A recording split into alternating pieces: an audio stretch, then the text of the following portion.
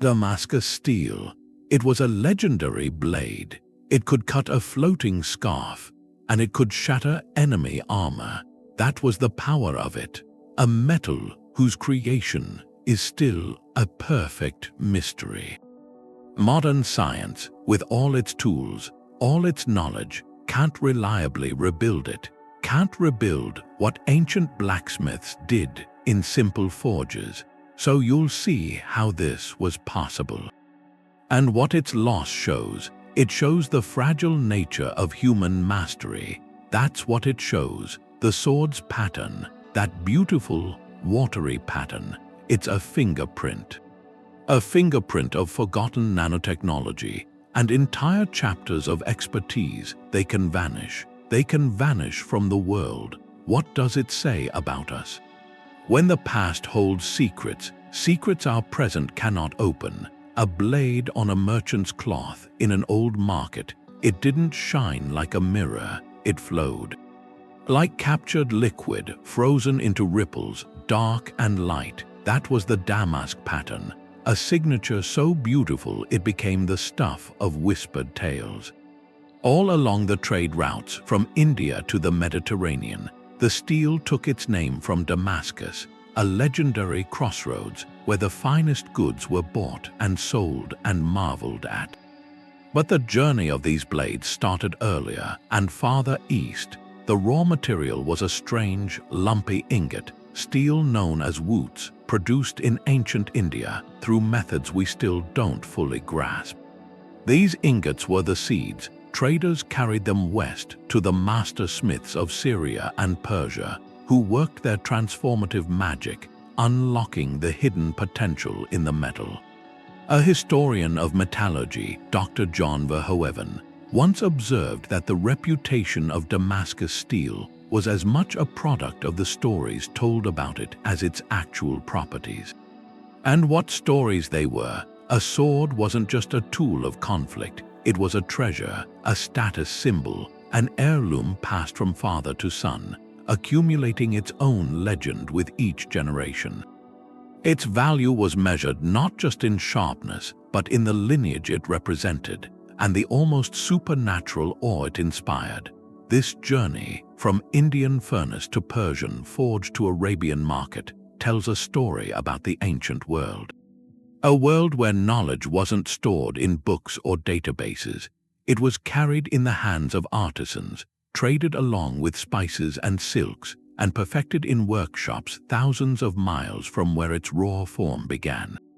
The very existence of Damascus steel is a testament to a connected network of human skill. Long before the concept of globalization, it makes you ask what other pinnacles of craft were achieved not in isolation, but through this slow, patient, and now vanished exchange of tangible secrets. It started with a piece of metal, just a dark lump. To most people, that's all it was, but to a smith, it was something else, a locked box. This was Wootz steel. That was the key. They made it in ancient India in crucible furnaces. It was an alchemy. They took local iron ore and mixed it with pieces of plants' specific leaves. Sealed it all in clay, then they heated it for hours in a cycle we don't really know. The result was an ingot, high-carbon steel, and inside microscopic structures. A future pattern waiting like a seed. The whole recipe, the woods, the temperatures, the timing, none of it was written down. It was memory, passed from teacher to apprentice. A chain, and then the chain broke. Traditional forges faded. Industrial methods came. The knowledge didn't disappear. It was just forgotten. That's the first layer of the mystery. We have the final product, but we lost the instructions for the ingredient. Modern researchers like Oleg Sherby, they've tried to crack it. They analyzed samples, found traces, vanadium, molybdenum, impurities from the original Indian ore. These acted as catalysts. They guided the steel structure during forging. But you can't just add those to modern steel. It won't work. The original process was a symphony, specific ore from a specific place, combined with specific organic carbon. A specific thermal dance. Replicating that now is like trying to bake a cake from a crumb and a rumor about an oven. In the 19th century, European smiths tried to imitate the pattern.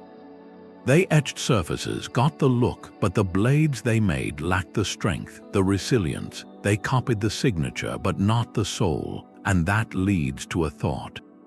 Human knowledge isn't a permanent library. It's a living flame passed from hand to hand. When the hands are gone, the light goes out, and you're left in the dark.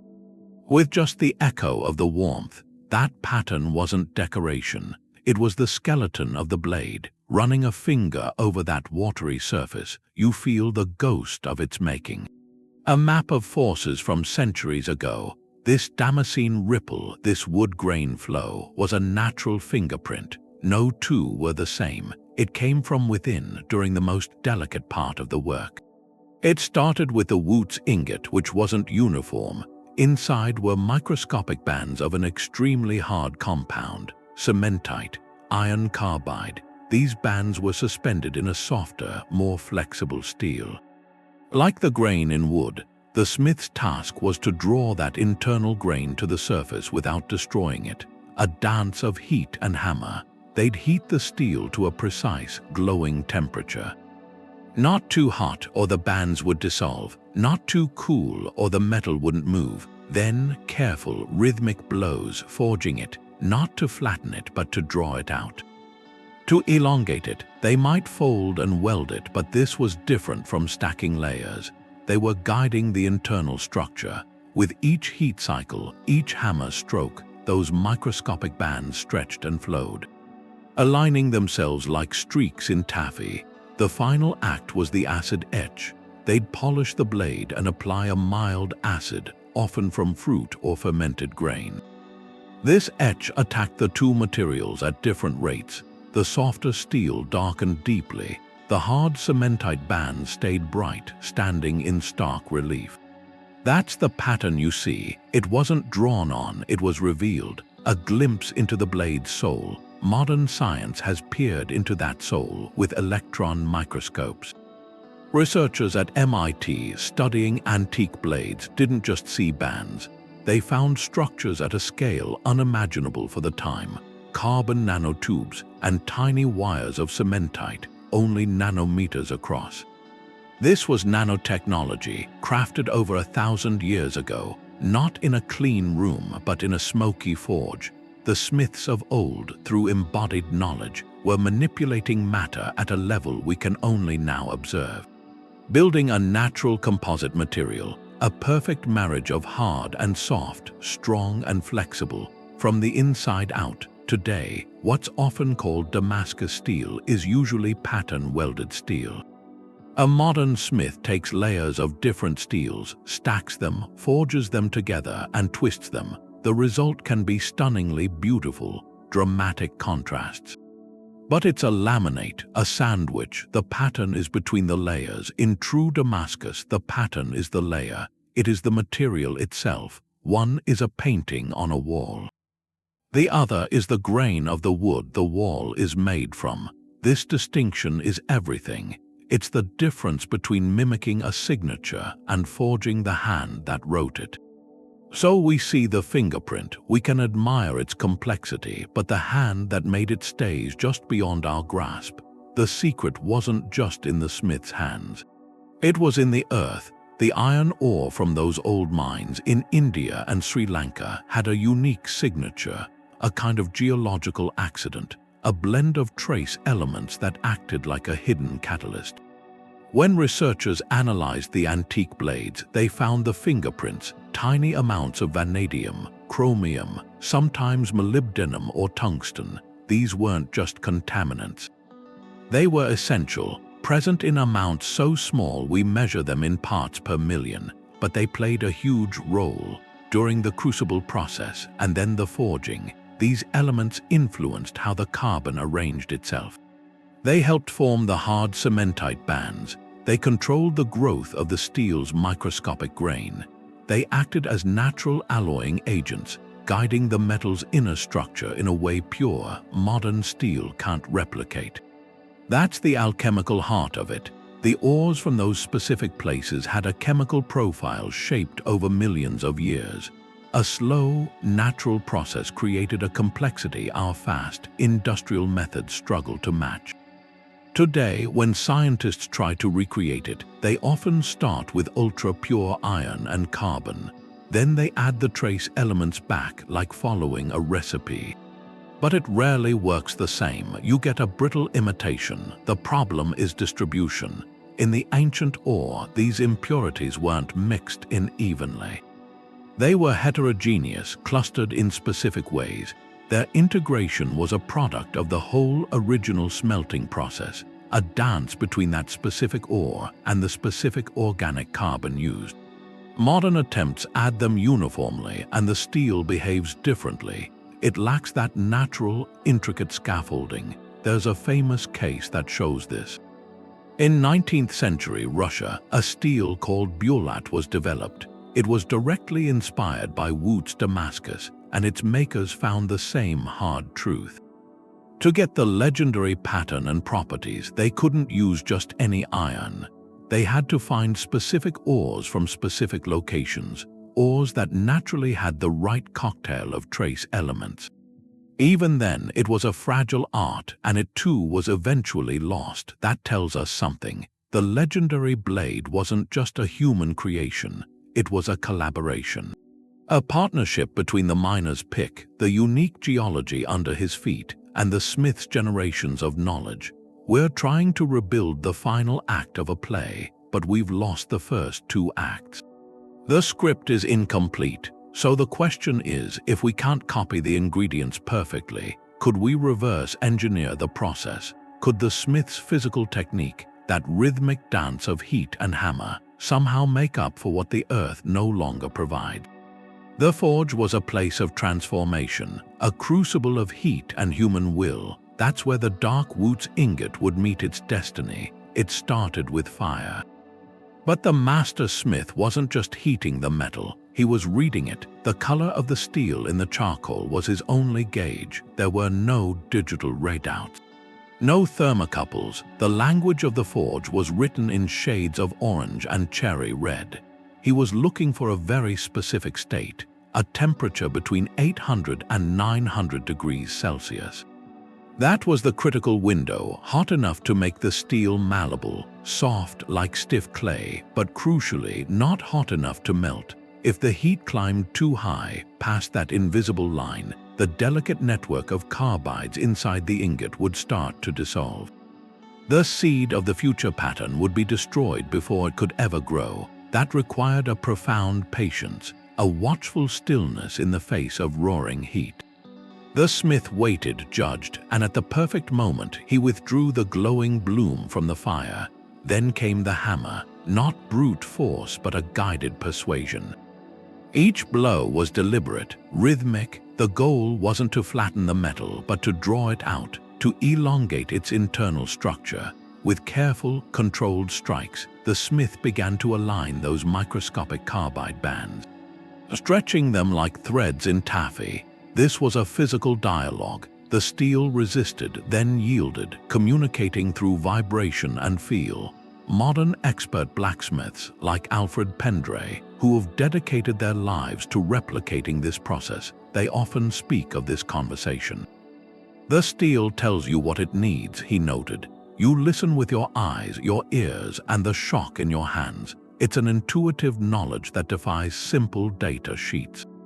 After minutes of this careful work, the metal would cool and grow hard again, locking in stress, so the smith would return it to the fire, not to forging heat but to a gentler warmth for annealing.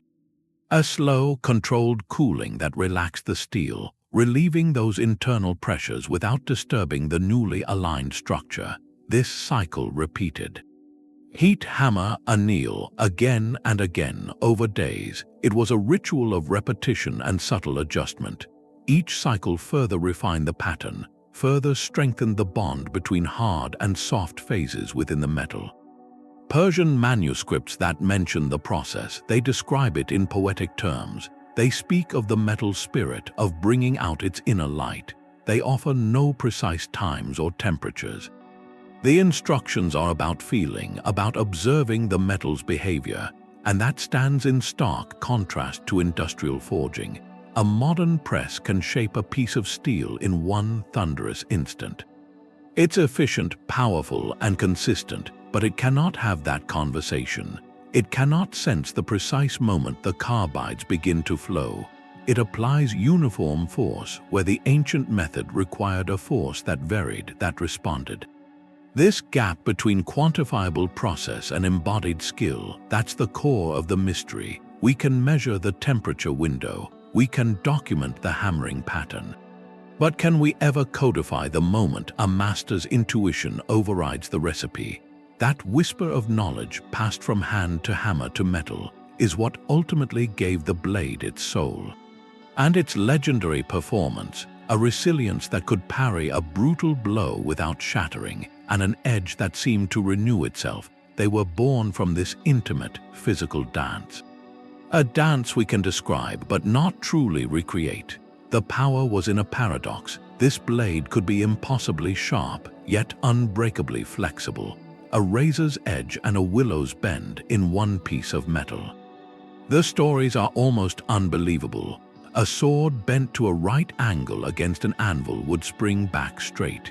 Its edge could slice a silk scarf floating on air, then cleave a metal helmet without dulling. These weren't just boasts, they were testaments to a material that defied the usual trade-offs.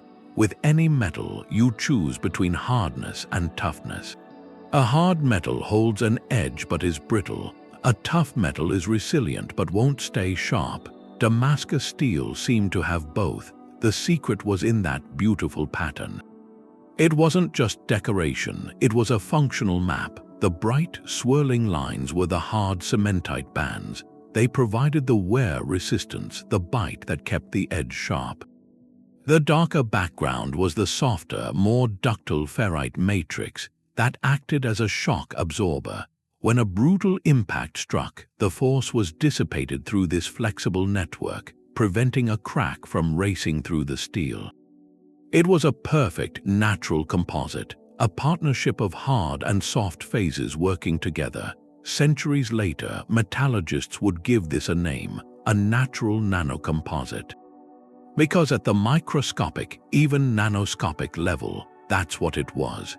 The cementite formed incredibly fine wires and particles, strengthening the steel in a way that mimicked modern engineered materials. But for the warriors who wielded it, the explanation was simpler. It was magic-made metal. Tests by institutions like the Royal Armouries in England on antique blades confirm the legends.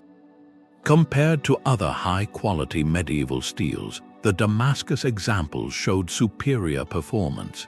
They could withstand greater deformation before failing, and their edges demonstrated remarkable retention. This wasn't a minor improvement, it was a generational leap. To put it in a modern context, think of the best tool steel today. It's engineered for a specific purpose through complex heat treatments and alloying. Damascus steel was achieving similar, if not superior, results through an entirely different path. It wasn't engineering in the modern sense, it was cultivation. Guiding the metal's inherent properties to bloom, the value was beyond mere utility. There's a famous account of the Muslim leader Saladin gifting a Damascus sword to his foe, Richard the Lionheart, during the Crusades. This wasn't just a gesture of respect between adversaries. It was a demonstration of supreme confidence and cultural prestige. To give away such a weapon was to acknowledge its worth as a treasure beyond price, a symbol of artistry that transcended the conflict. The blade was a masterpiece of both physics and philosophy. It represented a balance, a resilience that went beyond the battlefield. So how do we, with all our instruments and knowledge, begin to measure the ghost of such a performance? The answer lies in turning our most powerful tools not on forges but on the blades themselves. You need more than stories to understand a ghost. You have to see its bones. That's what happened with a piece of an old Damascus blade, a sliver smaller than a grain of sand. They put it inside a transmission electron microscope. This machine doesn't just magnify things, it sees at the atomic scale, and what they saw there changed the history of this blade. They weren't seeing simple bands of steel. They were looking at a hidden universe, a forest of carbon nanotubes, and a lattice of cementite nanowires. These structures are only nanometers wide. A nanometer is 1/1000th of a meter. For perspective, a human hair is about 80,000 nanometers across. The old smiths were manipulating matter on a scale they could never see. Without knowing the word, they were practicing a form of nanotechnology. Over 1,000 years ago, this discovery was first published in Nature in 2006. The team was led by Dr. Marion Reibold. It sent shockwaves through materials science and history. It was a moment of humility for modern science. We thought our era owned the nanoscale. But here was proof that an ancient craft got there first, guided by intuition and tradition, not theory. The tools that revealed this are marvels themselves. The scanning electron microscope creates detailed surface images. It maps the Damascene pattern in 3 dimensions. X-ray diffraction analyzes how X-rays scatter. It reveals the crystal structure of the steel. It tells scientists exactly what phases of iron and carbon are present and how they're arranged. These are the tools of a scientific detective. They piece together a crime scene where the crime was an act of creation. They can tell us with stunning precision what is there, the chemical signatures. The alignment of the nanotubes, the distribution of trace elements, they give us a perfect snapshot of the masterpiece, but a snapshot is not a blueprint. That's the core limitation, the enduring frustration. These powerful methods can describe the destination in exquisite detail, but they cannot fully map the journey. They show us the nanoscale scaffolding that gives the steel its legendary properties, but they cannot give us the exact sequence of heats, the precise hammer strikes. The specific feel of the ingot that told the smith when to stop. They tell us the what, but not the reproducible how. Think of it like this. You could use the most advanced medical scanner to analyze an Olympic sprinter.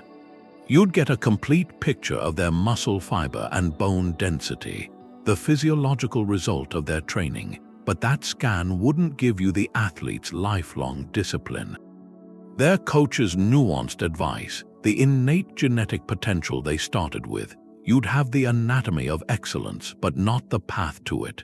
The scientific analysis has given us a new reverence for the artifact. But it has also clarified the size of the gap we're trying to bridge. It proves the legends were built on a real, tangible, and advanced material reality. Yet it also underscores that this reality emerged from a holistic process, a specific ore, a specific organic carbon source, a specific and deeply personal forging technique. A process we cannot simply reassemble from its analyzed parts.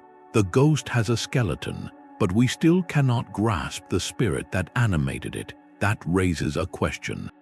Almost a philosophical one. If we can see the components so clearly, what is it, deep in the act of making, that we are truly missing? You see these knives everywhere now.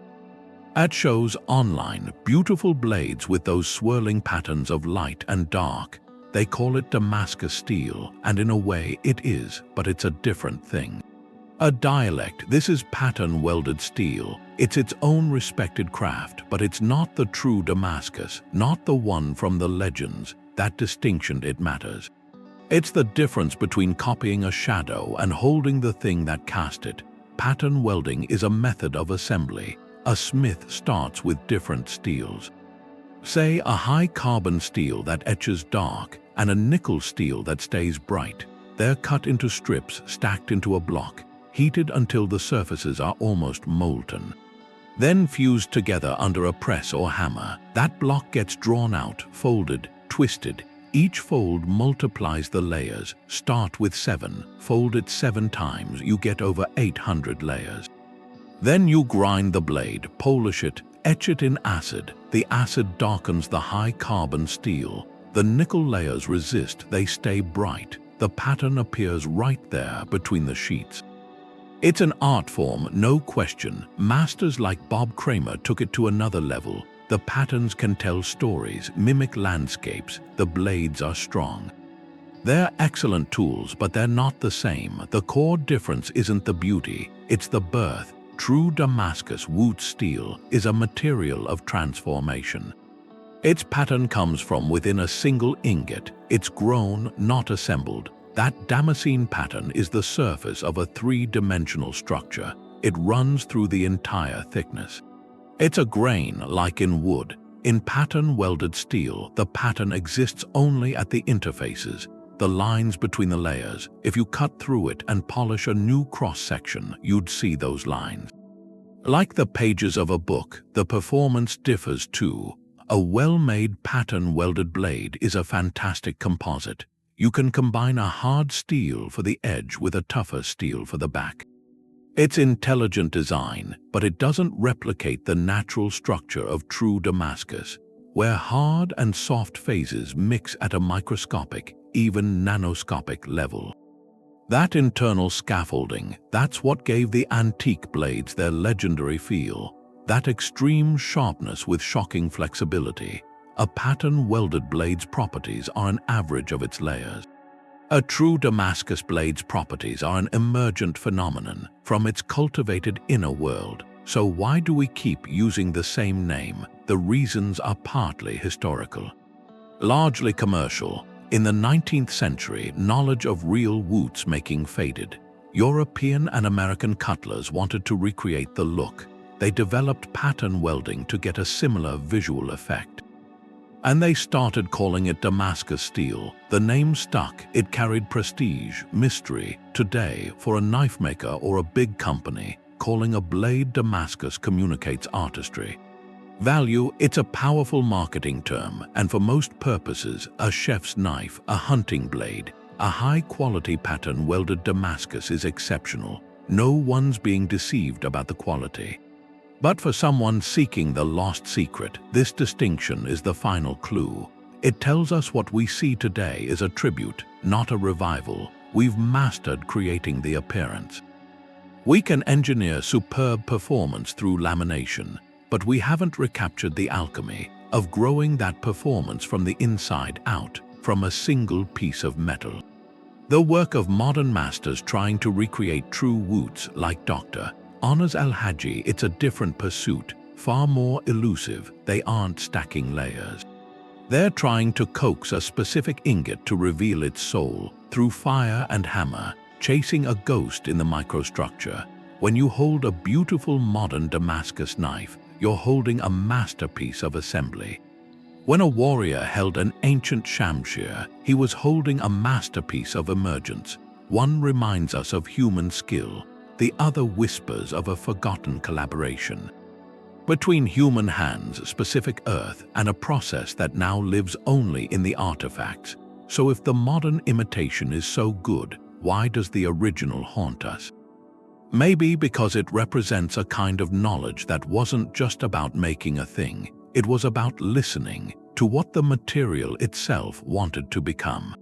That shimmering pattern on the blade, it wasn't decoration. In a desert culture, water was life, and here was water flowing across steel. A Damascus sword became a moving oasis. Carrying that essential element right into the fight, to see that ripple was to see resilience forged into metal. It lifted the sword from a tool into something mythic. Art historians look at the pattern names. Smiths and poets didn't see random waves. They saw the universe in miniature. The lines were called Mohammed's ladder. A path toward the divine, or rose Damascus, beauty and layered complexity. In Islamic tradition, avoiding figurative art, these abstract patterns reflected a divine order. The geometry of creation itself, to hold such a blade was to hold a piece of that harmony. This belief gave the steel a power beyond the physical. For a warrior, it became a talisman. A kind of psychological armor, the confidence that you held a blessed weapon, that was its own strength. Historians note the placebo effect of belief. A fighter who trusts his blade fights with a different spirit, takes risks, parries more decisively. so the cultural mythos amplified the steel's legendary performance. The story became part of its strength. Its role went beyond battle. These blades were central to poetry, metaphors for a lover's glance or the swiftness of fate. They were the ultimate diplomatic gift. When Saladin gave a Damascus sword to Richard the Lionheart, that was an act layered with meaning. It displayed immense wealth and sophistication. A gesture of respect that also underscored the heights of Saladin's world. To give such a treasure was to communicate from a position of confidence. As a family heirloom, the sword accumulated lineage. It wasn't just passed down, it was entrusted. Each generation added its stories to the metal, the scabbard. The blade became an archive of a family's honor. This isn't unique. Think of China's sword of Gaojian, a bronze blade 2,000 years old, found untarnished and sharp. It's shrouded in legend, a symbol of a king's resilience. A national treasure, these objects transcend their function. They become vessels for memory and belief. So the loss of Damascus steel isn't just a lost recipe. It's the fading of a complete cultural language, where material science, art, spiritual belief, and ritual were woven into one flowing pattern. The steel was the canvas for an entire worldview. That context makes its disappearance feel profound. We didn't just lose a way to make a metal. We lost a key to understanding how a civilization saw strength and beauty and its place in the universe. The ghost we're chasing isn't just in the microstructure, it's in the meaning. The ripple on the blade was a map, not just of how it was made, but of where it had been. It showed a journey across continents. The fame of Damascus steel traveled the old routes, the Silk Road, the Indian Ocean networks, and it moved in two forms. There were the raw ingots, the Wootz, from mines in southern India, and then the finished blades from the forges in Persia and Syria. This was more than trade. It was an entire economy built around this one kind of excellence, a system that was specialized and fragile, so fragile that when it broke, the knowledge inside it broke too. That system worked because of a deep division of labor. One community might handle the mining, digging the specific ore. Another held the secret of smelting that ore into the Wootz ingot. And the forging, turning that ingot into a patterned blade that was a master's art practiced thousands of miles away. Then the merchants, they moved everything. The raw material and the finished goods. Each link in that chain knew one piece of the puzzle, but no one link knew the whole thing. The miner didn't know the smith's techniques. The smith didn't control the mine. The knowledge was distributed, passed down in families, in guilds. It was a living network, and like any network, it was vulnerable. If one critical part failed, the whole thing could come down. The value of a real blade reflected all that work. It was staggeringly expensive, not for a common soldier. This was for nobility, for high-ranking officers. A single sword could be a fortune. It was an investment, a display of status, often a ceremonial object. That high cost came from the labor, the rare materials, the months of skilled work. The market for something that exquisite was always small. Then the world changed. Two big shifts. First, gunpowder. As firearms took over the battlefield, the demand for an elite, hand-forged sword just fell away. Why spend a king's ransom when warfare itself had changed? The economic reason to keep this complex craft alive evaporated. The second shift was colonial disruption. European trading companies, imperial powers, they arrived in India and the Middle East. They rewrote the old economic rules. Traditional patronage, like from the Mughal Empire, it began to crumble. Colonial economies wanted raw materials. They wanted to import cheaper, mass-produced goods. They weren't set up to sustain local, high-end craftsmanship, so the whole thing began to unravel. Slowly, the trade routes for the ingots and the knowledge grew quiet. The communities holding the secrets found no demand for their skills. Younger generations, they saw no future in learning a craft that took a decade for a market that was fading. The chain of knowledge went silent, link by link, not from one catastrophe, from a gradual turning away. The ecosystem that created the steel couldn't survive the new economic climate. It shows you something. A technology, no matter how advanced, isn't an isolated thing. It's woven into its society, the trade routes, the economic models, the patronage. When that fabric tears, the technology can just fall out, lost to the currents of change. We have the artifacts left, and the question, how many other peaks of human ingenuity vanished not from a lack of genius, but because the winds of commerce and need shifted? The modern metallurgist's workshop is like a detective's office, but instead of magnifying glasses, they use electron microscopes. The walls are covered in samples. Each one is a story, a blade that looked fine but broke, an ingot with a faint pattern that disappeared when it was forged. These are the case files. For an investigation into a 1,000-year-old crime of creation, the detectives are a particular mix. Academics in lab coats and blacksmiths with hands stained by soot. They have to be both because the puzzle is written in data and in feel. One of the most famous partnerships was between Dr. John Verhoeven, a materials scientist, and Alfred Pendry, a master bladesmith. In the 80s and 90s, they worked together. Verhoeven brought the analysis of the university lab. Pendry brought the knowledge from the forge. Their collaboration built a bridge between two worlds that usually didn't speak the same language. Pendry described the work with a blacksmith's directness. Each failure tells you what not to do next. It was elimination, a slow, patient dialogue between theory and the work itself. Their method became a blueprint.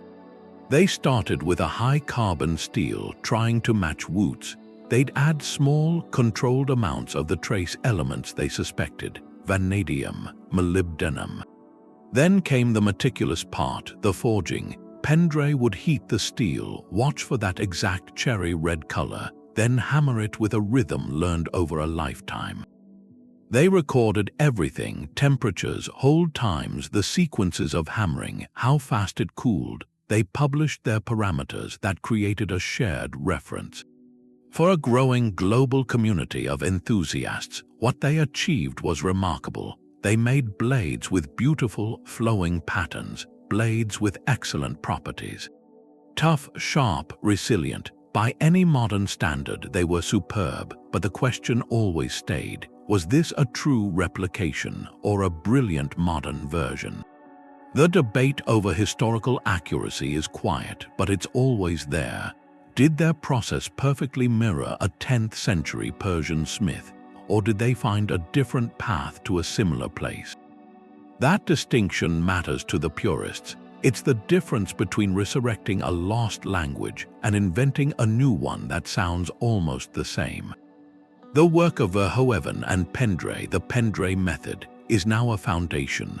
Online forums and guilds are full of amateur metallurgists and artisan smiths trying to refine it. They share micrographs of their steel structure. They debate the ideal carbon content. They trade stories of cracked ingots and sometimes of a blade that feels just right. This distributed, collaborative investigation is a modern echo of the old trade networks. Knowledge flows now not along the Silk Road, but through fiber optic cables. Yet the core challenge is still personal. It lives in the moment a smith decides the steel is ready. That whisper of intuition, informed by data but not ruled by it. That's the final step, the one you can't write down, the ongoing quest with its furnaces and forums and fragments of near success shows something important. Our fascination isn't just about owning the object, it's about recovering the conversation, the one that happened between a human hand and a piece of the earth. A conversation whose last words were lost to the silence of changing times. The secret ingredient was never in the recipe, it was in the accidents, a draft of wind shifting the furnace's heat. The resin in a piece of tamarind wood charcoal, the smith's own fatigue on a particular morning. In the ancient workshop, nothing was sterile, every variable was alive. This natural chaos, this noise in the system, might have been essential, not a flaw, a feature of the process. Modern replication wants perfect control. We eliminate inconsistency to find the one true path, but the original mastery wasn't about finding a single path. It was about navigating a landscape of possibilities.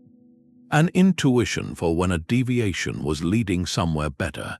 Think of a traditional Japanese roku potter. The final glaze affects the crackles, the metallic flashes. They aren't painted on.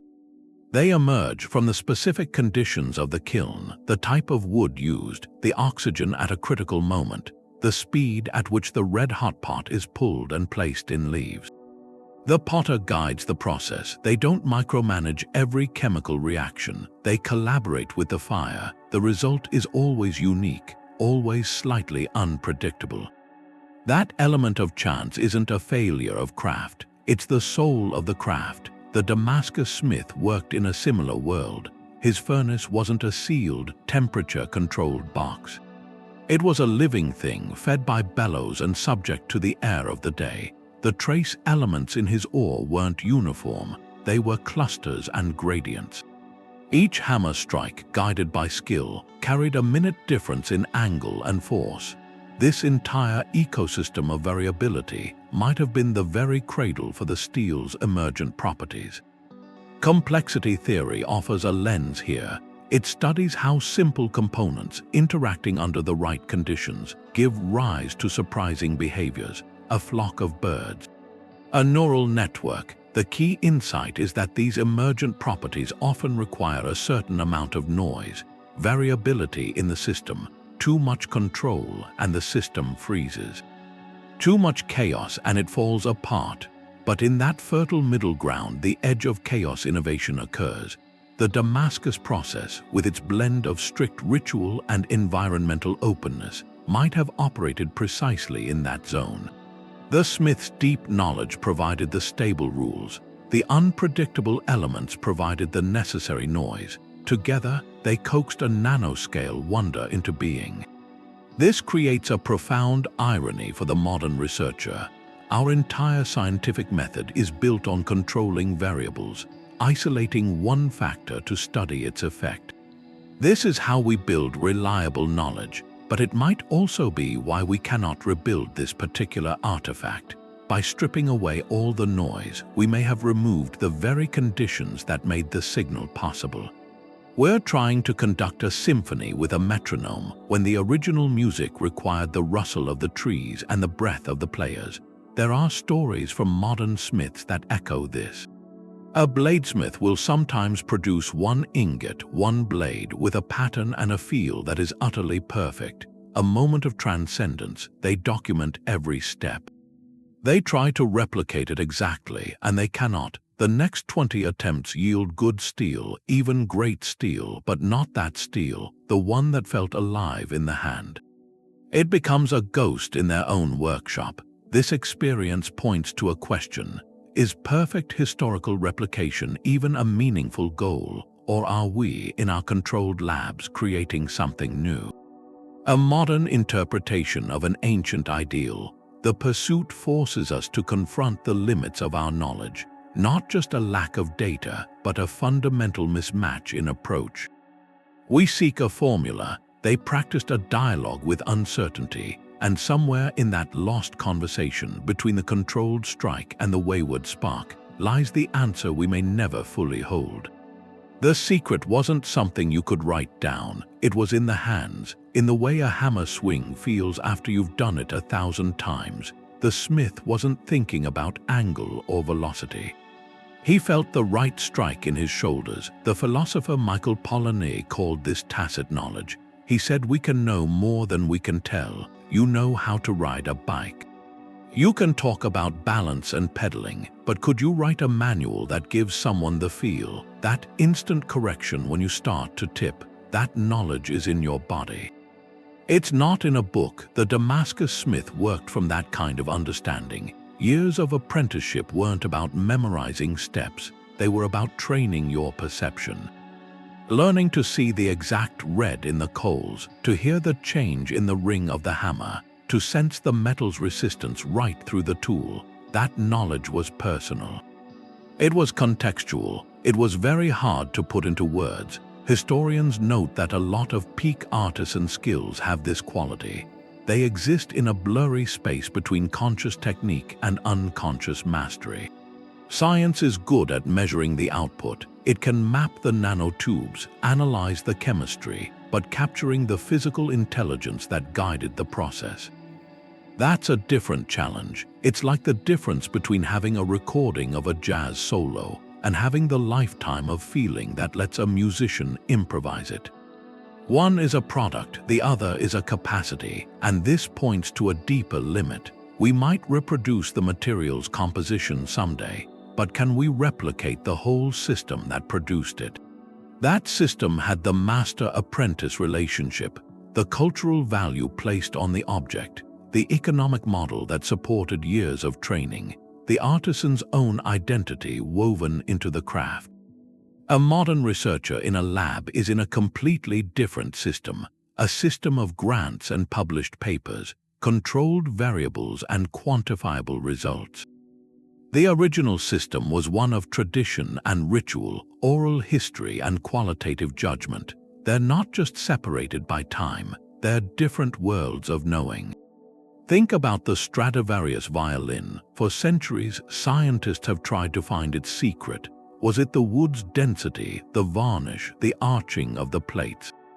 They've analyzed everything, yet no modern violin made with precise measurements consistently matches the sound of a great Stradivari. Many experts now think the secret isn't one ingredient. It's in the integration, the lost workshop practices, the maker's intuitive adjustments based on the feel of each unique piece of wood. It's the same pattern. We chase the components, but the magic was in the conversation between the craftsman and his material, and that suggests something humbling. Some mysteries keep their secrets not because they're too complex for our instruments, but because they represent a different kind of knowledge, a knowledge that's performed, not just recorded. That flows through the body and the moment, leaving behind only the artifact. The Damascus blade, then, is more than a puzzle. It's a monument to a way of understanding the world that we've mostly left behind. A way where knowing and doing were the same thing. Damascus steel isn't the only story like this. It's part of a kind of family, a group of lost arts. Where human skill reached a high point and then the way to get there just crumbled away, that's technological extinction. It's more common than we realize. It's when a better method or formula disappears, not because something better came along, but because the society that had it changed or fell apart or decided to keep it secret. The knowledge just winks out. Take Greek fire, the Byzantine Empire's naval weapon, a liquid flame that burned on water. It was a state secret, guarded so closely the exact recipe died with the empire. Was it naphtha and quicklime, pine resin and sulfur? We have descriptions of its effect but no formula. That's a loss of a chemical mixture, lost to secrecy and collapse. Then Roman concrete, the material that built the Pantheon's dome, still standing after 2,000 years. Modern concrete decays in saltwater in decades. But Roman harbors have lasted millennia in the Mediterranean. The secret was in the mix. Volcanic ash from a specific place, lime and seawater. That combination starts a slow chemical reaction that actually heals tiny cracks over time. It's self-repairing. The knowledge of that specific recipe faded with the Roman system that standardized it. So that's a loss of a material science tied to an empire's logistics. Now Damascus steel sits with them, but its mystery is different. We have the actual objects. We can hold the blades, test them, look at their nanostructure. The loss wasn't of the artifact, but of the repeatable process to make it. It's a metallurgical dance we can't quite redo. So you have these three types of loss. A chemical weapon lost to secrecy, a construction material lost to a bureaucracy collapsing, and a transformative craft lost to an economic shift. The scholar Joseph Needham, in his work on Chinese science, documented many cases like this. Technologies that appeared, flourished, and then vanished from the record, only to be reinvented centuries later somewhere else. It shows progress isn't a straight, accumulating line. It's more like a vine. Branches grow, wither, and are sometimes rediscovered. There are other members of this family. The Antikythera mechanism, an ancient Greek astronomical computer. Its gear complexity wasn't matched for over 1,000 years. Viking sunstones, possibly calcite crystals used to navigate under cloudy skies by polarizing light. The vibrant Tyrian purple dye from thousands of sea snails, a color so linked to power that its production methods were restricted and later forgotten. What makes Damascus steel's case so pointed is its tangibility. We have the blades. They're not just descriptions in a text. They're the evidence sitting in museums challenging us. We can analyze them with our best tools and still feel the gap between what we see and what we can do. That puts it in a unique category. It's a ghost we can touch. The parallel extends to softer arts too. The varnish on a Stradivarius violin contributing to its legendary sound. The exact methods of certain Renaissance painters for grinding pigments and preparing canvases. These are also forms of embedded, tactile knowledge that faded when the master-apprentice chains broke. This comparative view shows a recurring, humbling theme. Human knowledge is fragile. It's not a permanent library. It's a living tradition. It needs a culture to sustain it, an economy to value it, and a chain of hands to pass it on. When any of those fail, a peak of achievement can slip back into legend. Damascus steel, then, isn't a singular oddity. It's a powerful reminder, that our technological heritage isn't a guaranteed inheritance. It's a story we have to choose actively to keep telling, and some chapters, despite our best efforts, remain whispers we can only try to understand. The past isn't a museum, it's a blueprint. So what can a materials scientist today learn from a 1,000-year-old sword? It's not about copying the recipe. It's about the principle. The ancient smiths were masters of what we'd call architectured materials. They didn't invent a new element, they designed a new structure. They arranged hard and soft phases at multiple scales from the visible bands down to the nanowires to get properties neither material could have alone. That idea, tailoring a material's internal architecture for a purpose, that's the core inspiration. In modern labs, from aerospace to biomedicine, they're deliberately designing with this layered, hierarchical philosophy. They speak of it as a guiding example. One engineer called it a profound early lesson in microstructural control. It shows that supreme performance comes from guiding nature's own tendencies, not fighting them. And that shift in thinking is leading to innovations. Instead of one perfect, uniform alloy, scientists are creating composites that embrace contrast. Materials that are hard on the surface for wear resistance, but tough and flexible beneath to absorb energy. Just like the blade, one line of inquiry looks at the carbide banding itself. Can we mimic that natural patterning for better wear-resistant coatings, for machine parts, cutting tools? By understanding how those cementite bands formed, researchers hope to design surfaces that last longer under extreme friction.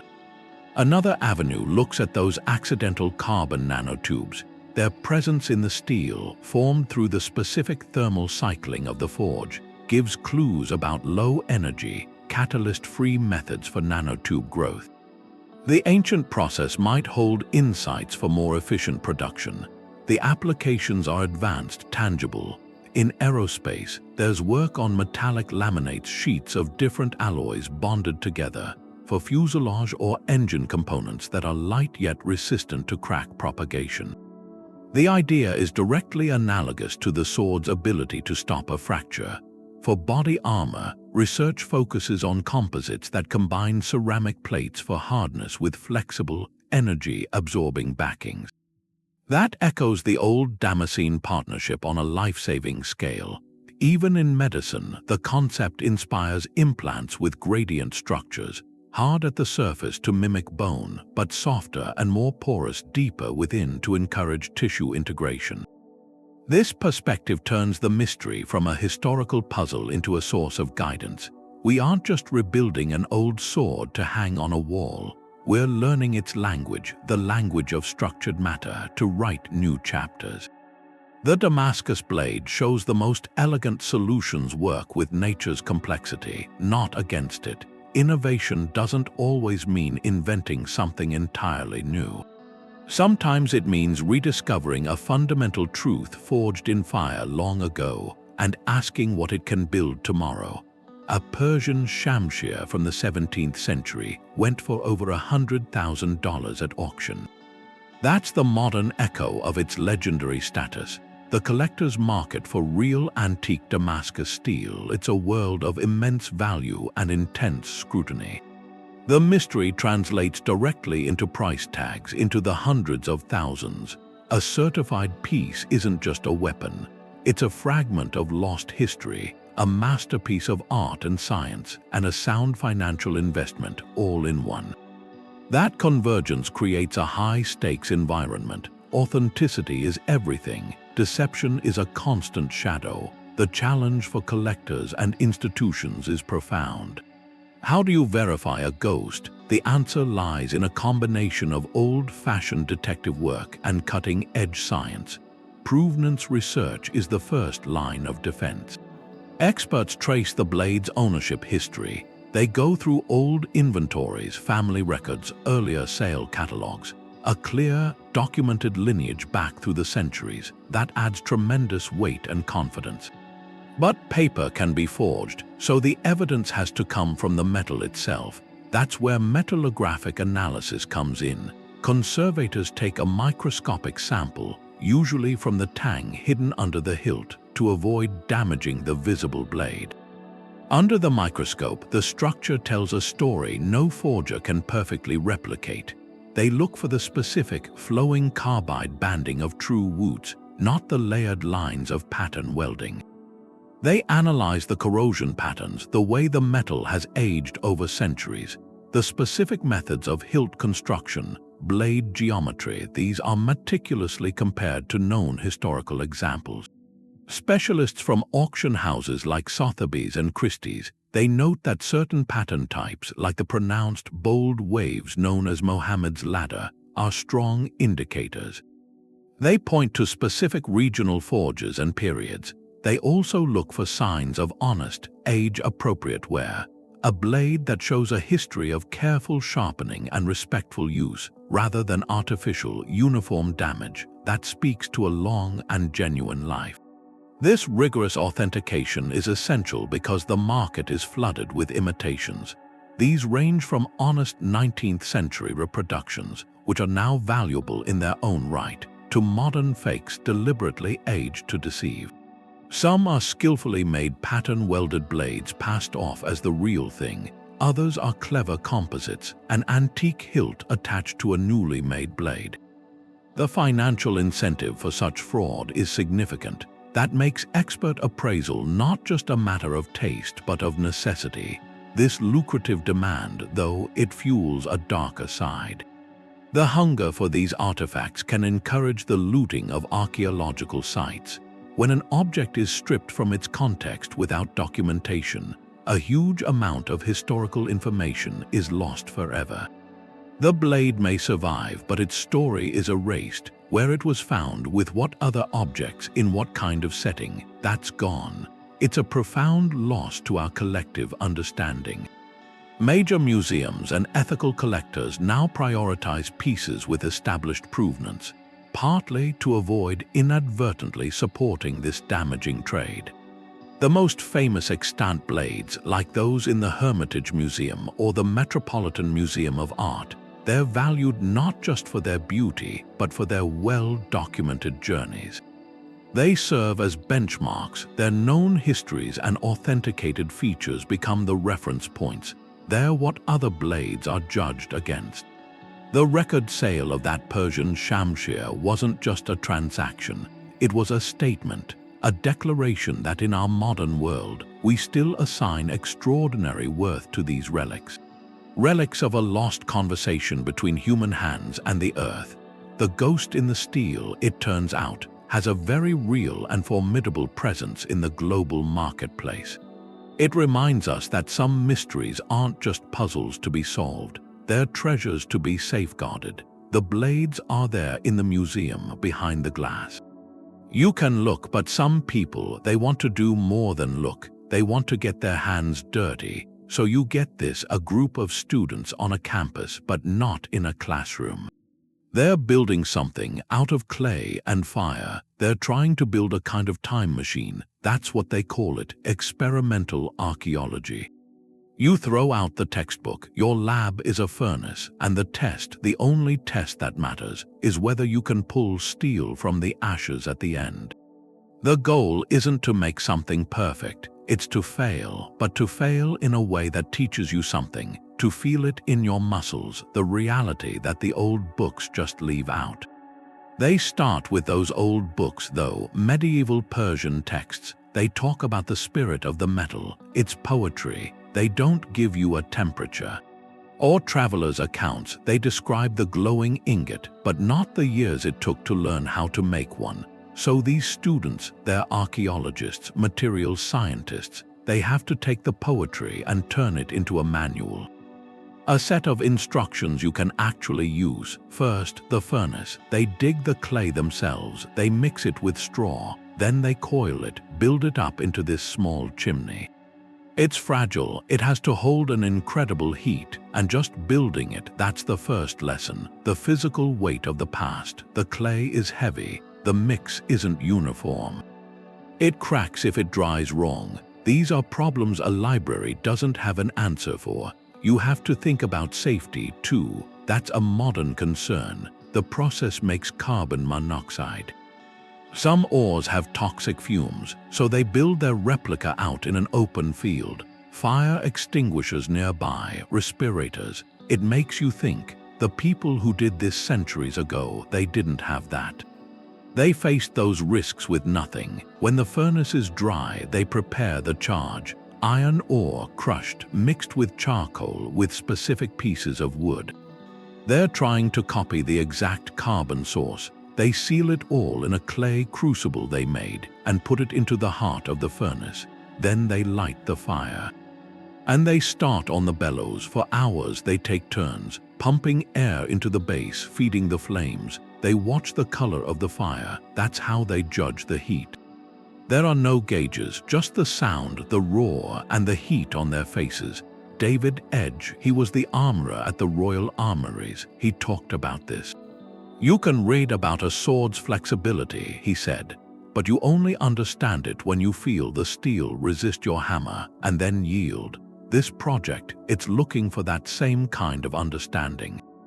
But right at the very start, at the moment of creation, the moment of truth comes a day later after everything cools. They break open the crucible with gloved hands. What they hope to find is a solid ingot of steel. What they usually find is a mess, a sintered mass of metal and slag. It's a failure, but in this field, failure is data. It tells you the temperature was too low, the ore wasn't pure enough, the rhythm on the bellows was wrong. Every misfire, it narrows things down. It shows you where your modern assumptions are wrong about the airflow, about the chemistry. They write everything down, the weight of the materials, the color of the flame at different times, the sound the furnace made. This log, this record, it turns an art into an experiment. Something you can try to repeat. The whole thing runs on collaboration. The archaeologist knows the history, the culture. The materials scientist knows the phase diagrams, the chemistry of reduction. The blacksmith, if there is one, knows the feel of the hot metal. You have to talk across all these areas. That's how you get close to the knowledge of an ancient master who had all that knowledge in one person. Projects like the Damascus Steel Project, that's how they work. Researchers from different technical universities, they share their failures, they share the rare successes. In journals at conferences, slowly they build an understanding you can feel. This hands-on path, it gives you something a lab can't. A spectrometer can tell you the composition of an antique blade. It can't tell you the ache in your shoulders from working the bellows for 6 hours, or the despair when you open a failed crucible, or the sudden guess, the intuition that makes you change the fuel mix next time. It bridges a gap between knowing about something and knowing how. In the smoke and the sweat and those occasional moments, when you see a faint pattern in a crude ingot, that's when these modern people get close. As close as anyone can to having a conversation with the past, not with words, with a shared fire. Deep in a supercomputer, a ghost is taking shape, not with fire or hammer, but with electrons. Algorithms, this is the digital side of the Damascus search. Computational materials scientists are building a perfect virtual furnace. Their tool is a physics-based simulation. A staggeringly complex mathematical model. It tries to recreate the solid-state reactions inside a Wootz ingot as it's heated, as it's hammered. They call it finite element analysis. It breaks the ingot down into millions of tiny digital cubes, sometimes billions. Each cube obeys the laws of thermodynamics, the laws of metallurgy. The program applies virtual heat. It calculates how that heat flows. It models the resulting stress, the strain, the phase changes within the metal. It's a microscopic drama. Played out in a realm of pure calculation, the goal is to watch in accelerated time how those critical carbide bands form, how they stretch, how they align to create the Damascene pattern. It's a way to run thousands of forging experiments in a day without ever lighting a fire. The insights from this are profound. Researchers have shown that phase field modeling, a specific type of simulation, can predict the formation of banded structures. Given the right thermal conditions, the right mechanical conditions, these digital experiments confirm the pattern is an emergent property of the process. They show how slight variations in cooling rate can alter the final microstructure, how slight deformation can change it dramatically. One published study simulated a simplified version of the banding phenomenon. It provided a proof of concept that the historical result is computationally reproducible, in principle, but here lies the elegant trap. The simulation is only as good as its input parameters. And those parameters are our best guesses. The simulation needs the exact starting composition of the ancient Wootz, the precise thermal conductivity of the charcoal forge, the specific strain rates of a 9th century hammer strike. We feed it estimates, but they are estimates built on fragments. One computational scientist put it this way: "We are trying to simulate a symphony when we only have a few notes from the score. The software can show us what might have happened. It cannot yet tell us what did." And simulations operate within the boundaries of our current physical understanding. They model what we know to model. They cannot yet account for every real-world variable. The faint, fluctuating draft in the workshop, the microscopic inconsistencies in the clay crucible, the biological impurities in the charcoal that might have acted as catalysts. These are the noises in the system. The ancient smiths learned to work with that noise or even exploit it. The digital model, in its quest for clarity, often has to silence it. So this marriage creates a loop, the ancient mystery and the cutting-edge technology. The simulations suggest new hypotheses, new combinations of time and temperature to try in a physical forge. And the results from the physical forge, the successes and the failures, they feed back into the model, refining its parameters. It's a conversation. Between the abstract and the tangible, the supercomputer calculates a path. The blacksmith tests its reality, feeling for the truth in the heat, in the ring of the hammer. This digital quest doesn't promise a quick solution. It reframes the mystery. It shows the lost art of Damascus steel is not just a historical puzzle, not just a metallurgical one. It is a computational challenge. a challenge of such complexity that it requires us to bridge the most intuitive human crafts with the most abstract machines we have ever built. And in that bridging, we are learning something. Some secrets defend themselves not by being hidden, but by existing in the delicate space between what we can calculate and what we must feel. The forest was part of the recipe just as much as the ore. You couldn't use just any trees. The charcoal came from specific woods, burned a specific way. That gave the furnace its heat, a heat with a certain character. And the clay, dug from the riverbanks nearby, it held minerals. Those minerals would interact with the metal inside the crucible.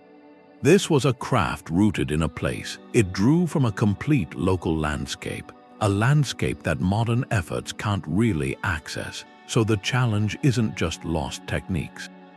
It's a lost world, an entire environmental context. That context supported the steel, shaped it, and it's been erased by time, by industry, by change. That's the idea of resource dependency. The blade wasn't just human skill. It was a collaboration with a specific environment. The final sword was influenced by the soil where the clay came from, by the age and species of the trees cut for fuel, by the precise mineralogy of the iron deposit. Each of these resources brought something intangible, a variability, and that variability wasn't a flaw, it was a feature, something the master smiths learned to work with. Modern attempts start with standardized materials. Lab-grade iron powder, uniform graphite carbon, purified clay that eliminates inconsistency, which is the goal of modern manufacturing, but it also strips away the idiosyncrasies. The very things the ancient process may have relied on. Take the traditional crucible clay. It wasn't just a container, it was a semi-permeable membrane. It let certain gases escape while containing others. That influenced the atmosphere inside where the steel was forming. The clay's mineral content mattered. Its porosity mattered. Even the tempering material mixed into it, like straw or sand, all of it played a role in the thermal dynamics. Then there was the charcoal. The type of wood determined the burning temperature, the length of the burn, the chemical composition of the gases in the furnace. Historical accounts suggest woods like cassia or specific bamboos were preferred. These aren't just dense fuels, they contain trace elements, potassium, silicon, in their ash. When that ash settled into the crucible or was carried in the flame, it could have introduced minute catalysts. Catalysts that guided the formation of the steel's microstructure. And the carbon itself from these organic sources, it was different. It was a complex biological product. Which touches on the most intriguing part. The Wootz recipe mentions specific leaves, cassia, or other plants included in the crucible charge. This wasn't superstition. Those leaves, when sealed in the clay pot with the ore, would have contributed a specific type of carbon as they charred. More than that, they would have released volatile compounds, creating a unique reducing atmosphere inside the crucible, one that prevented oxidation, possibly encouraged the formation of those critical carbide bands. From this angle, the decline of the craft takes on another dimension. It wasn't just economics or warfare. The landscape that sustained it may have been consumed. Centuries of harvesting the best woods for charcoal could have led to local deforestation, forcing smiths to use inferior fuels. The most accessible, high-quality ore deposits, the ones with the perfect trace elements, might have been exhausted. When the best resources became scarce, the margin for error vanished. In an already delicate process, the craft didn't just fade from memory, it may have starved from a changing environment. So when a researcher today tries to replicate the process with perfect, sterile materials, they're building a beautiful, empty house. They have the blueprints for the structure, but they're missing the lived-in warmth, the patina of use, the very air that once filled its rooms. The ghost of Damascus steel isn't just in the hands of the smith. It's in the soil, the trees, and the lost ecology of its birth. That pattern, the watery one from the forge, it's everywhere now. You'll see it in a hotel lobby, On the face of a watch, etched into the grip of a custom pistol, the look of Damascus steel, it's been set free from the metal itself. It's just a design now. A symbol for luxury, for intricate beauty. Designers talk about that organic quality like it's almost alive. It feels ancient but also futuristic. This natural complexity, it suggests depth. It suggests craft. A jeweler might laser etch it onto a titanium bracelet. A textile house prints it on silk for a gown. An architect uses it for a swirling facade. The reference is always clear. It whispers about heritage, about a time when an object's story was held inside its structure. That's the damask pattern. A global shorthand for excellence, but the distinction matters. In the original blade, the pattern was the material. It emerged. It was a glimpse into the steel's soul. In modern design, the pattern is applied. It's a surface decoration, a skin. Think of a high-end kitchen knife with that rippled handle. That handle is often a composite. Layers of resin and pigment cast to mimic the Damascus look. It's beautiful, it's tactile, it speaks of quality, but the pattern is trapped on the surface. A veneer, it doesn't run through the core. That's the difference between being and appearing. The original was a truth of its making. The modern version is a tribute to that truth's beauty. You see this diffusion everywhere. Corporate logos for engineering firms, they'll use subtle damask waves. It implies resilience, layered strength, a sophisticated legacy. In high-end watches, the dials use guilloche engraving, metallic deposition, to get that liquid metal effect. Each watch tells a story of time-honored craft. With custom firearms, engravers hand-cut Damascene patterns into the steel. It transforms a tool into a bespoke art piece. The pattern speaks to a personalized history. To immense value, this journey from a functional nanostructure to a decorative icon, it's a common fate for lost technologies. The specific, difficult truth of how they were made, that fades. But the powerful beauty they produced, that endures, it becomes a visual vocabulary. We may not understand the silent conversation anymore, the one between hammer and ore that birthed the pattern. But we recognize its language instinctively. It speaks of something beyond the ordinary, of a hidden order, a mastered complexity. The pattern is a ghost now. In our visual culture, a beautiful remnant of a forgotten dialogue, repurposed to adorn our world, to connect us, however distantly, to the mystery in the metal. The story of a lost blade is really about knowledge. What disappears when a craft vanishes? It's more than instructions. It's a way of seeing, a relationship between a person and a material. The Damascus smiths worked within a guild. Mastery was protected by secrecy. That's how value was kept, how status was secured. The recipe was a family treasure. Passed from father to son, never written down. That secrecy preserved the craft for generations, but it also made it fragile. When the last link in that chain broke, the light went out. There was no backup, no archive. The knowledge lived only in the doing, and when the doing stopped, it was gone. This creates a tension between the protective secrecy of the artisan and the open, collaborative nature of modern science. Our scientific tradition is built on publication, on peer review, on sharing data so others can replicate it. It's designed to be cumulative, to prevent exactly this kind of loss. But even within science, the philosopher Thomas Kuhn noted that paradigms can shift. Old ways of knowing get discarded, their insights forgotten, sometimes until they're rediscovered. Progress isn't a straight, smooth climb. It has revolutions, and in those revolutions, some understanding gets left behind. The story of Damascus steel is a physical testament to that. It challenges the idea that human knowledge only moves forward, that we're always accumulating, always improving. Sometimes we step backward, we lose a peak. And we may never find the same path to the summit again. That forces a question about our own era.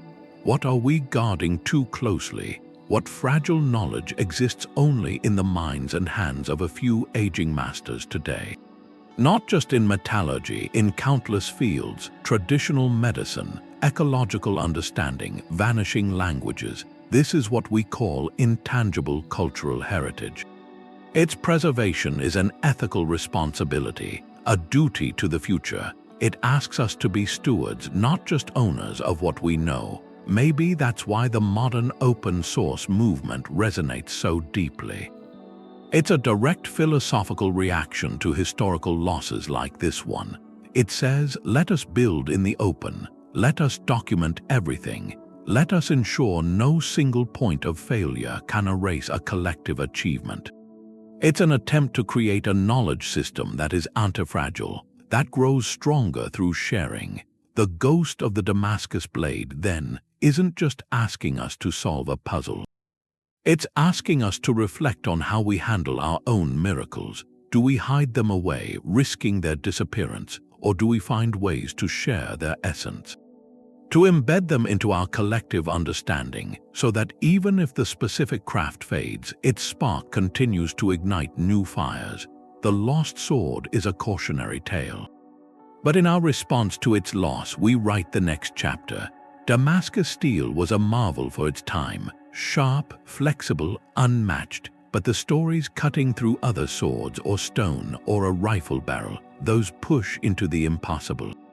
There's a trade-off in materials, hardness against toughness. Something can be very hard but brittle, or very tough but it bends. Damascus found a balance, a legendary balance, but still a balance. Its hardness had a limit. Another sword, a rifle barrel from the 19th century, they'd have a similar hardness, maybe greater. To cut clean through requires a difference so huge it breaks physics. The force needed would likely shatter the cutting blade first. Tests, even by places like the Royal Armories, show its resilience, its edge. They don't show it slicing solid metal. So the stories came from awe, from rarity. The pattern like water, the reputation traveled as stories. Before mass communication, a retelling could amplify things. A blade that notched a sword in a duel might become, in the next telling, a blade that cut it in two. It wasn't deceit, it was the natural hyperbole of legend. Imagine you're a soldier with a standard blade, and you see that shimmering shamshir, the one from the campfire tales. Your confidence wavers before the clash. The reputation itself was a weapon, a psychological edge. We see this with other blades. The Viking Ulfbert swords from crucible steel seemed miraculous in medieval Europe. They got a supernatural status too. Their consistency, their strength, so far beyond the normal, made them seem invincible. In both cases, the reality was extraordinary enough to birth the myths. And grounding the fascination in that reality doesn't diminish it, it deepens it. The true wonder isn't that it could perform magic. It's that through intuition and tradition, smiths crafted a material dancing right along the edge of physical possibility. The legacy isn't impossible feats. It's a human artistry that made the nearly impossible real. The workshops quiet, the fires banked, but the conversation with the metal, that's still going. All over the world, in forges lit by propane and by passion, there's a new generation writing the next page. They know the original Wootz process might be a ghost. Something they can never fully grasp, so they're not trying to resurrect it. They're being inspired by it. This is the living edge of the craft now, a hybrid future. Built on reverence for the past, but also on a fearless use of modern knowledge. You walk into the studio of a master like Devin Thomas or Kevin Cashin. You won't find a quest for historical purity. You'll find an explosion, artistry and material science. These smiths work with pattern-welded Damascus. They take the concept of layered steel to new heights. They speak of it as a dialogue. Kevin Cashin has said his work is about understanding what the steel can do. Not forcing it into an old form, he uses modern alloys, high-purity nickels, complex tool steels. He combines them in stacks that read like a metallurgist's periodic table. Then, through precise heating, forging, twisting, and etching, he coaxes out patterns of stunning complexity. They aren't the soft, watery waves of the old ones. They're bold, geometric, explosive, patterns named after galaxies and lightning strikes. This is steel as a canvas. The smith is both engineer and artist. The philosophy is key. These modern masters honor the past by embracing its core challenge, to master the material, but they do it with tools the ancients never had. Digital pyrometers give exact temperature control. Power hammers allow for incredibly consistent deformation. Even advanced techniques like powder metallurgy come into play. There's a company in Sweden called Damascus. They exemplify this hybrid approach. They don't forge blades, they produce the raw material for artists. Using a powdered steel process, they create billets with meticulously controlled, beautiful patterns already embedded inside. A knife maker takes this engineered blank and forges it into their final blade. It's a collaboration between industrial precision and individual craft. The palette of metals has expanded too, beyond simple carbon steels. Smiths incorporate pure nickel for bright, shining lines. They work with mokyum gain. That's a traditional Japanese technique for laminating precious metals, copper and silver. They bring its wood grain patterns into the mix. The results are functional sculptures, blades where the Damascene pattern flows into handles of fossilized mammoth tooth or rare woods. Each piece tells a story of layered innovation. This movement is a profound evolution. It acknowledges that the specific alchemy of the original Damascus steel might be lost to time. But the principle that supreme performance and beauty emerge from guiding a material's inner structure, that principle is more alive than ever. These artisans aren't copying a ghost. They're learning its language to write new poetry in steel. The craft isn't dead. It's been reborn, not in replication, but in a glorious, ongoing reinvention. The forge fire still burns, not as a time machine, but as a beacon, illuminating a path where ancient inspiration meets the limitless possibilities of the present. A single field can't solve this. You have the historian's text, the scientist's data, the smith's feel for the metal. They're all fragments, pieces of one story. So the way forward isn't a solo quest, it's a chorus, a symposium where these worlds meet. A historian might bring a Persian manuscript with its descriptions of the metal's spirit. A materials scientist shows electron micrographs the nanowire forest inside a blade. And a blacksmith right there works a portable forge, demonstrates the rhythmic hammering that brings out the pattern.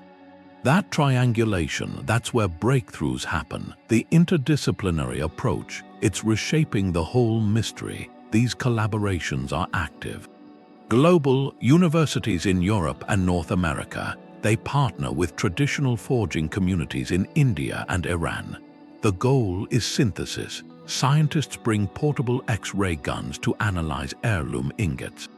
Ethnographers record the oral histories of elder craftsmen. Terminology, rituals, things never written down. That living knowledge gets cross-referenced with lab analysis of antique artifacts.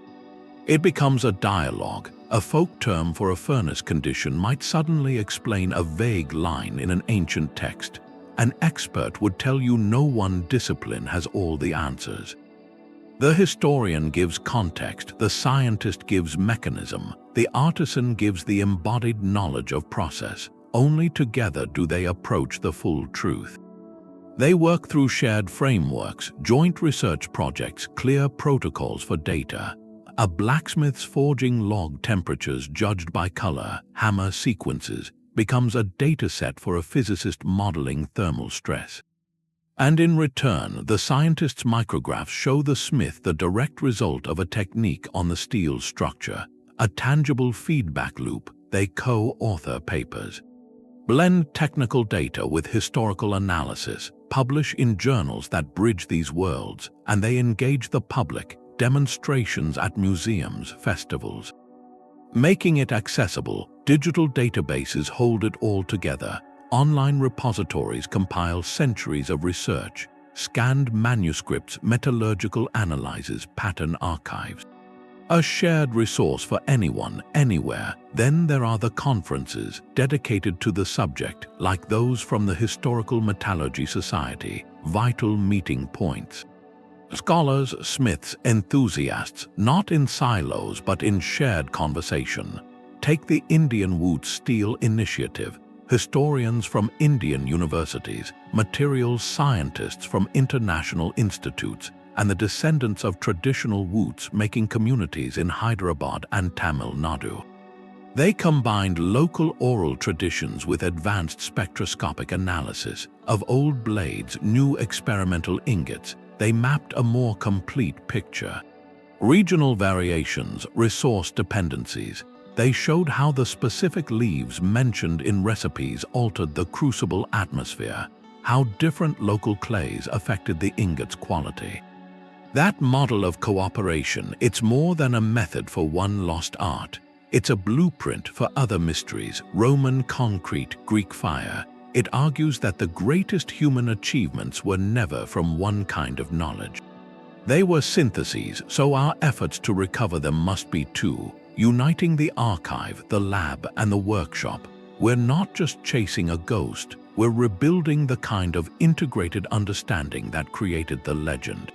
Damascus steel, it's more than a recipe we lost. It's a kind of mirror, a reflection of how we think about progress now. We started with the myth, the blade. That legendary sharpness, we followed it along old trade routes, from India to Persia, and the secret wasn't one thing. It was an ecosystem, a collaboration. Between a special ore, a specific landscape of woods and clays, and the smith's own intuition, modern science looked at it. Electron microscopes, they found forests of carbon nanotubes. Ancient nanotechnology, but for all that, the conversation between the hammer and the heat, it's still a whisper. We have to strain to hear it. The story came through blacksmiths, through scientists, through the economics that supported it, the wars that made it legendary. You see it today in pattern-welded art and in the sober fact of a technology going extinct. This whole journey shows something. Our ancestors built marvels, not from isolated genius, but from a deep, synthesized knowledge from observation. From skilled intuition, from a tangible connection to their materials, to their world. It was a holistic system, and systems, they can be fragile. They don't always vanish with a bang. They vanish with the slow turn of economic winds, a trade route going silent, the last apprentice who never learned the song of the forge. The loss of Damascus steel is a monument to that fragility. It asks for humility. It reminds us that some peaks of human achievement, they aren't just steps on a ladder. They're unique summits, reached by paths we can't fully map anymore. Our analytical methods, powerful as they are, they sometimes struggle to grasp that synthesis. The art, the environment, the embodied skill. So this story shouldn't inspire frustration. It should inspire a deeper curiosity, a respect for the intangible parts of craft, for knowledge held in hands and hearts, not just in books and databases. As we look to the future materials, design, innovation, maybe the biggest lesson is to listen to the wisdom in old ways, to the potential of integrating different kinds of knowing. The ghost in the steel challenges us to be not just better engineers but better stewards of the full spectrum of human ingenuity. What other secrets does history hold? Just beyond the sharp focus of our microscopes, what conversations with the past are we only now learning how to have?